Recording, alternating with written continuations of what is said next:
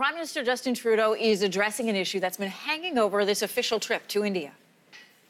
Canada has been unequivocal, both myself, all my ministers, our government, on a policy of one united India. We have been very strong on that and will continue to be.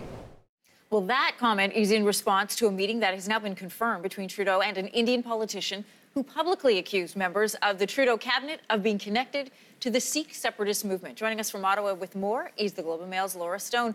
Laura, good morning. How will this meeting now be viewed?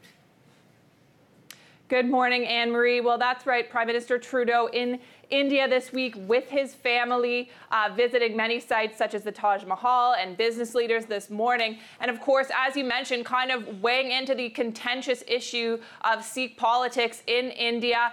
It's difficult to know who Trudeau is targeting with this trip. Of course, we have approximately 1.4 million people of Indian descent here in Canada. So some are viewing this trip as a play to the domestic audience. But of course, as you mentioned, Trudeau and his cabinet have been criticized by some politicians, including Captain Amarinder Singh, who Trudeau now will be meeting with tomorrow, who has accused members of Trudeau's cabinet of being Sikh separatist sympathizers.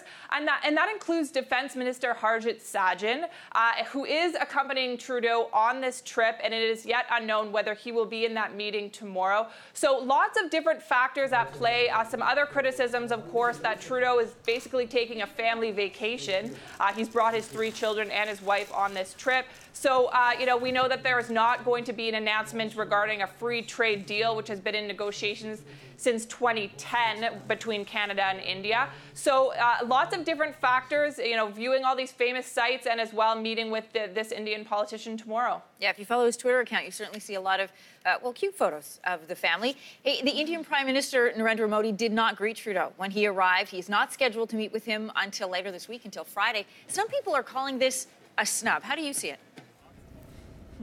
Yeah, well, you know what? It's difficult to know, comparing to past prime ministers, including Stephen Harper. Was he meted by the previous prime minister? I don't know if we can view who greeted Prime Minister Trudeau at the airport as a snub. We've seen other footage of ceremonies and kind of celebration of greeting his family. He will be meeting with Prime Minister Modi on Friday. So I think, the true test of this trip will be what comes out of it at the end. And today, Trudeau announced $250 million of investment between Canada and Indian companies. So it depends what you're trying to get out of it and how that meeting on Friday between the two leaders goes. I don't think you can view this entirely as a snub. But, if at the end of the day he's not received well by the Indian Prime Minister and nothing really comes out of it, I think that will raise legitimate questions here in Canada. All right, back here in Canada this weekend at the NDP convention, leader Jagmeet Singh began to flesh out his plans for the party's future. Does he seem to be veering further left? Yes, he does. That is something that was clear after the policy convention. And then there were lots of questions about what the NDP was going to do heading into that convention. Of course, we have more of a left-leaning Liberal government. In the last election, the NDP promised balanced budgets. And you could see kind of a repudiation of that from the membership this weekend. They do not want to do that. They want to go to more of the traditional NDP territory.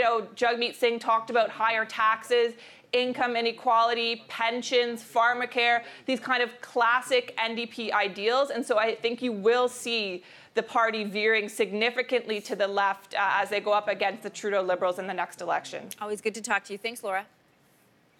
Thanks, Anne-Marie.